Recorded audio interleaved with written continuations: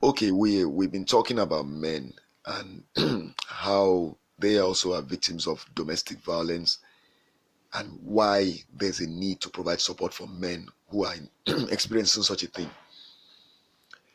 However, if you are a man listening to this, or if you have a man, any male person as a loved one, who has experienced this, or who you would like to help not to experience abuse at the hands of an intimate female partner, I'd like to make a bit of a suggestion by way of ideas that I'm going to propose in a few seconds from now about what you will need to do. Like, in other words, what the man needs to do to minimize the chances that that he become more prone to being abused.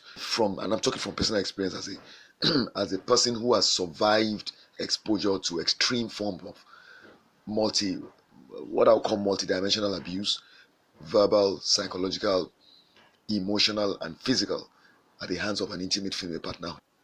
From my experience and from a lot of what I've studied on the subject, my interactions with professionals in the field, mental health experts, and others, I believe that there are some things the man needs to do to build himself up before he begins to engage with members of the opposite sex for relationships. If you fail to do those things that will build you up in the manner I'm going to describe now, I believe it will make you more prone to getting abused. All right, what do I mean? Let me go straight away to the first one. The first one is you need to prepare yourself to be a provider. I don't care what part of the planet you live in, but for as long as you want to have a relationship with a woman, somebody who belongs to the female gender, understand that okay, biology makes it very clear that you are going to be the one who has to be in the front. You are going to have to lead. It doesn't matter what mentality the woman and whatever the culture she comes from and what they think about what the role of a woman should be. She will always be in a supporting role. It doesn't matter. Now, it's left to you to decide you want to choose a woman who already understands that truth and is willing to fall in line, right? And therefore play her natural role, as Kevin Samuel will say. It's up to you. If you want to make your life easy, if you want to have fun in your marriage, in your relationship, then please go and pick a woman who already understands this truth and is not going to debate with you, or that you will not need to quote unquote tame. There are some men, some women who argue that you have to be willing to tame them. Why would I want to invest my energy of any kind in doing that when I can as well just settle for a woman that will give me peace of mind? So it's stupid that any woman would expect that I would want to deal with somebody who's very mouthy, who's very rude and aggressive, and who behaves in a very confrontational manner. Why would I want to deal with that kind of energy when I can as well settle for a woman that will give me exactly what I want and that I will be able to reciprocate to? So some women have got it all wrong, especially the women from the Western world. And so I say this again before we start. It's your choice. Whoever you decide to pick, it's your choice. I'm just saying, by the time you pick the woman, it doesn't matter how much male energy she's giving out. The truth is, her biology will dictate what she's going to be capable of for the most part. Therefore, you understand that you have to be ready and willing and able to play your role as the lead person, the provider. So, in order to be able to provide, that means you have to build yourself up to be able to make money, to be able to earn income. All right. And if you don't do that, what happens therefore is that you're going to be failing in that critical role you're supposed to play. And that will therefore make it less or more difficult, less easy for you to command submission, because you're not going to demand it. The woman will just see that it makes sense to submit to you because she's already seen that you are leading right by being a provider.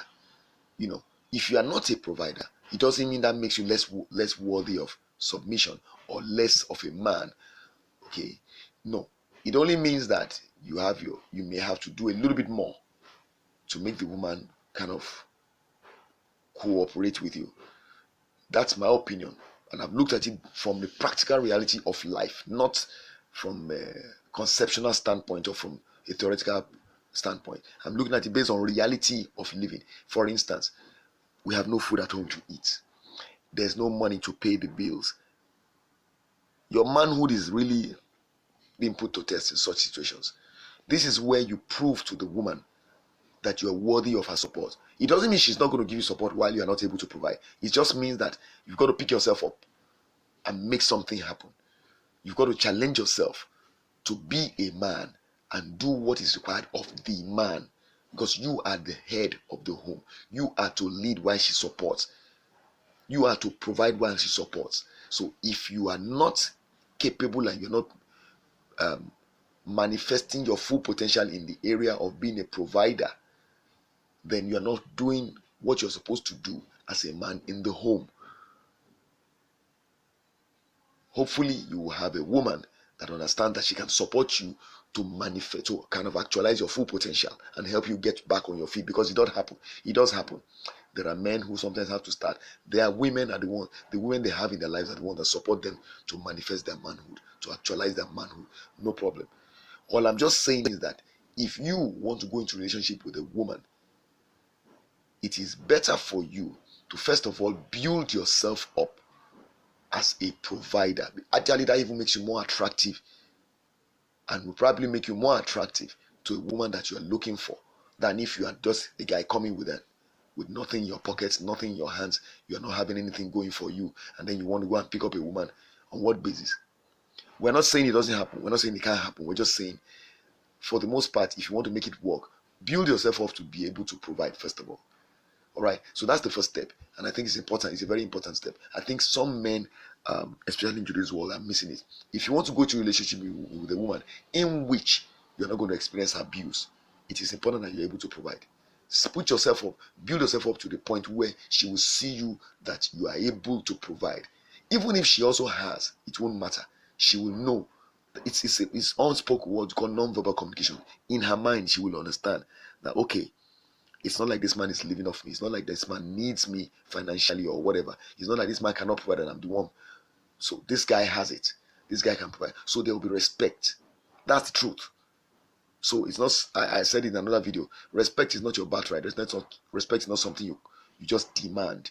You command respect by virtue of the way you carry yourself, the way you present yourself. What the person sees and hears is what will make the person decide how much respect to give you and whether or not to even give respect at all.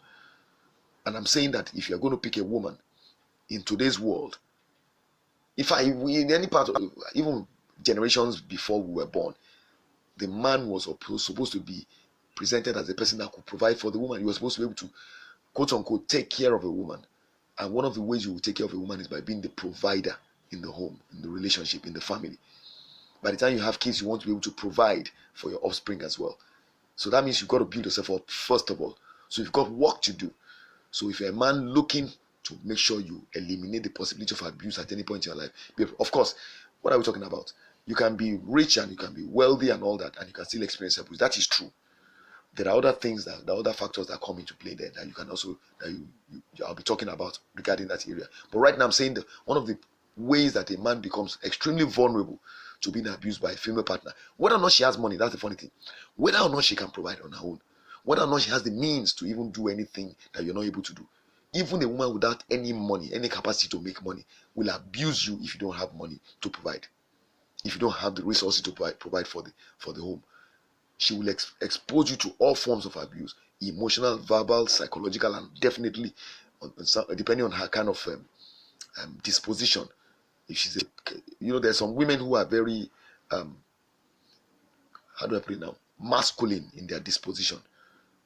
Some of them get physical, push you around physically, hit you on the head. These are things that happen. With the video on my channel, you see, I think probably the most viewed video among all my domestic violence videos is an example. She was hitting her boyfriend. It wasn't even her husband, her boyfriend, in the studio waiting room, hitting him in the face, hitting him in the mouth. So there are women that go that far. I'm just saying that. I'm not saying if you have money it won't happen. I'm just saying, or that it can't happen. I'm just saying, if you are going to have a relationship with a woman, regardless of wherever she may be coming from, reduce the chances of your being vulnerable by first of all building yourself up to be a provider. So she sees that, and that speaks volumes for you. So I'm not saying, of course, that all women are like this. I'm just saying, just in case you are missing the telltale signs that this woman has an abusive tendency in her, at least the fact that you can provide will probably help you in maybe keeping that the naughty side of her hidden. Maybe she will not be so likely to bring it out into the open. Okay. Or if at all she has anybody suggesting to her by way of friendships and all that, some friends are trying to get her to do those kind of things to you, the fact that you're a provider will probably make the woman say, I don't think I need to do this. This man has already done it. He does this, blah, blah, blah. I love him, but he's also able to provide for me. Why should I do this nonsense this woman is telling me to do? So she'll be able to reject those suggestions from friends or associates and all of that. Because these things happen. Women influence one another. Like Kevin Samuel said, single women or the women that are divorced women, they actually influence other women to break up with their spouses or their boyfriends because they don't want to be alone. So they want to encourage other women to be like them. You see. So anyway, so that's it. I hope you understand. If you have any questions, you can reach out to me. All I'm doing here is experience sharing. Nothing I say here should be taken as a professional advice. Please consult your therapist or marriage counselor or whatever, certified marriage counselor for advice. All I'm doing here is sharing my own experience because I do believe for men, very, very little support exists in any form to deal with this subject.